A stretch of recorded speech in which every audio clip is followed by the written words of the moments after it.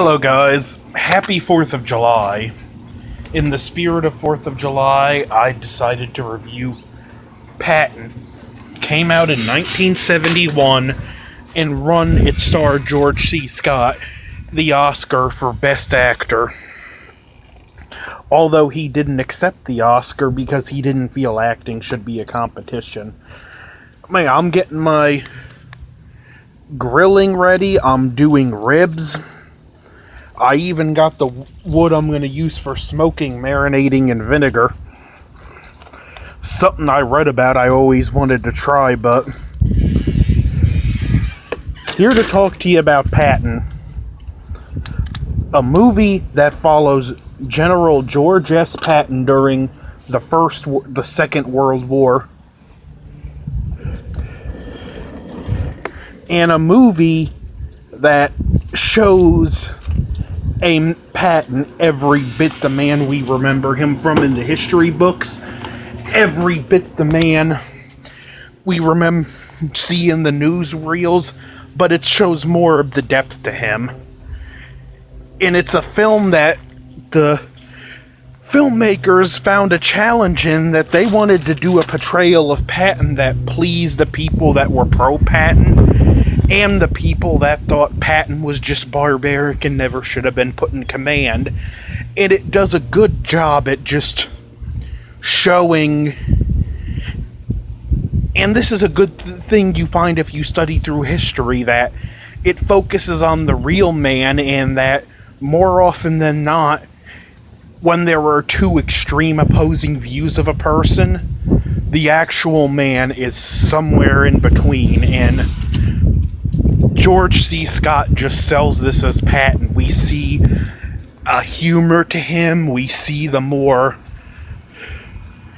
just extreme side where he didn't believe in shell shock and would slap a shell shock soldier for being a coward, but yet we see the compassion he had for soldiers that were injured and lying near death in battle. And even humor at times. It's just a great human, compelling performance as Patton. It starts off with a speech, and then it goes to when he takes command of the 7th Army, and it has some good subtle humor. There's a scene I really like where he gets there and, there's not much discipline in the 7th Army. No one seems to know what they're doing, and he kicks a sleeping soldier.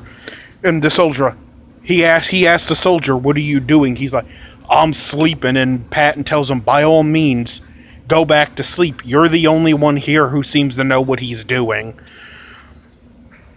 But I like the portrayal. We see him at his victories. We see him at his lowest moments where he makes mistakes. We see where his mouth keeps getting him in trouble. But Patton was, quite frankly, a man that was born to be a general. Something about combat he loved. He loved the privilege of leading men into battles, and he was a front-line general. He didn't stay behind in a relatively safe operation base. He was close as orders would permit him to be to the battle. In this film, it's well shot. The music by Jerry Goldsmith is iconic. And just all the actors do a great job. This is a film I give one of my highest recommendations to.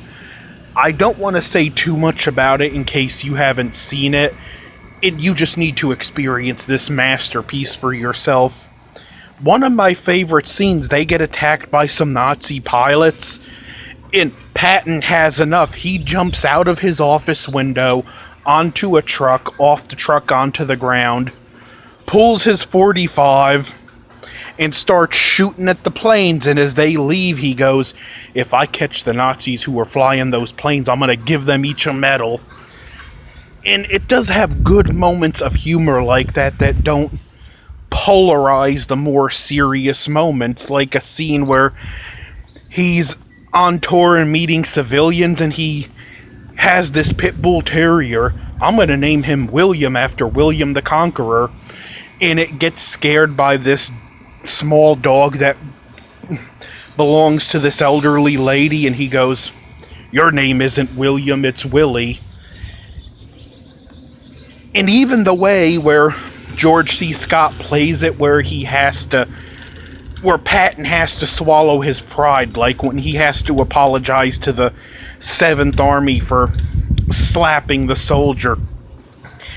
And it's played really well, and there's times where we get to see glimpses of the more sensitive side to Patton. This is just a great character study on the man Patton, and just a good look at World War II. Patton was simply a man, whether you love him or hate him, that was not politically correct even for the times, and was not a modern man. He was very much someone that was of an older generation, and he believed in reincarnation and believed he had been reincarnated several times in several battles. But it's a movie highly worth checking out, if nothing just for George C. Scott's performance. This is easily one of my top 10 favorite performances of all time. So, getting the grill ready. Been kind of scattered, but I'm a little busy here today, preparing for dinner. Hope you enjoyed the review. Hope you have a happy and safe 4th of July, and be careful with those fireworks. You don't want to have the nickname of Lefty. Don't forget to like, share, comment, and subscribe. Over and out.